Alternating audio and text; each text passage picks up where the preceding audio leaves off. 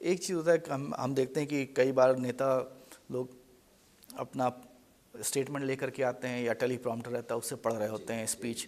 आप काफ़ी impromptu speech देते हैं और हाल ही में एक एफआईआर हो गया आपके नाम पे। क्या लगता है कि आपने गलती कर दी और कहीं माफ़ी मांगनी चाहिए?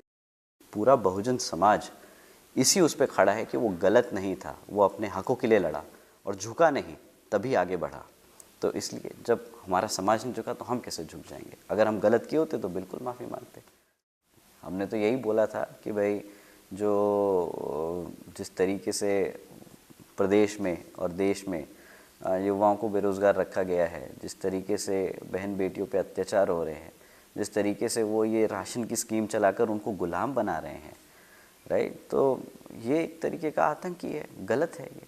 हमने वही चीज़ बोल दी कि भाई ये गलत है। अब गलत को गलत नहीं बोलेंगे तो फिर क्या बोलेंगे? अब उस चीज़ को बुरा लग गया या हमारे शब्दों का चयन शायद थोड़ा सा इतना फाइन नहीं था, इतना अच्छा नहीं था, चुभ गया किसी को ज़्यादा, तो ठीक है, कोई बात नहीं, उसमें गलत थोड़ी ना बोला है।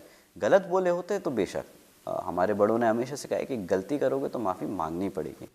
देखा जाए तो आपका जो वोट है एक तरह से एक सीसॉ देखने को मिलता है आपके बीच में और भाजपा के बीच में। जब आपकी परफॉर्मेंस नीचे जाती है भाजपा की परफॉर्मेंस ऊपर हो जाती है, और जब आपकी परफॉर्मेंस ऊपर है तो भाजपा नीचे चली जाती है। आप पिछला ही चुनाव देख लीजिए, आपकी 10 सीटें आई हैं, भाजपा की घट गई हैं। आप पहले का देख लीजिए, आपकी सीटें कम आई तो भाजपा की बढ़ गई।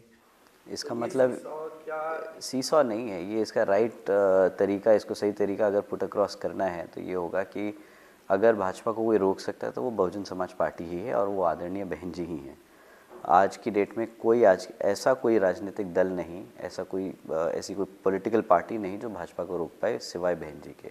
ये आपकी जो स्टेटमेंट है सीसॉ वाली, ये आई थिंक ये तरीका है उसको पुट अक्रॉस करने का। आप एक प्रतिद्वंदी हैं, लेकिन अगर देखा है तो एक टैग लगा रहता है, वाइडली सब लोग कहते हैं कि आप भाजपा की बी पार्टी हैं। अगर आपने कैंडिडेट भी खड़े किए हैं तो ऐसा लगता है, और रिपोर्टेड है, लोग लिखते भी हैं इसके बारे में, कि आप एक तरह से भाजपा की मदद कर रहे हैं। देखिए, ये बहुत अच्छा प्रोपेगेंडा है जो पिछले कुछ सालों से चलाया जा रहा है। इसको हमने ग्राउंड पे काउंटर किया था और अब जैसे कि आप देख रहे हैं बहन जी की रैलीज़ में, आदरणीय बहन जी की रैलीज़ में, तो बहन जी भी इस चीज़ पे बात कर रही हैं और वो क्लैरिफिकेशन दे रही हैं। और जब मुझे मौका मिला है तब मैंने भी कोशिश करी, हमारे सभी लीडर्स ने कोशिश करी है कि इस प्रोपेगेंडा को हम क्लियर ऑफ करें।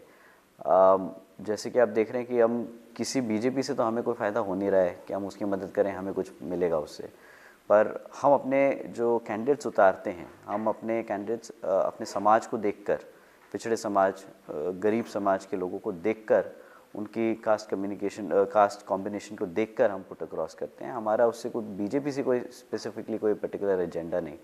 हमें उनके वो किस टाइप के प्रत्याशी उतार रहे हैं, क्या उतार रहे हैं, हमें उससे कोई लेना देना नहीं है।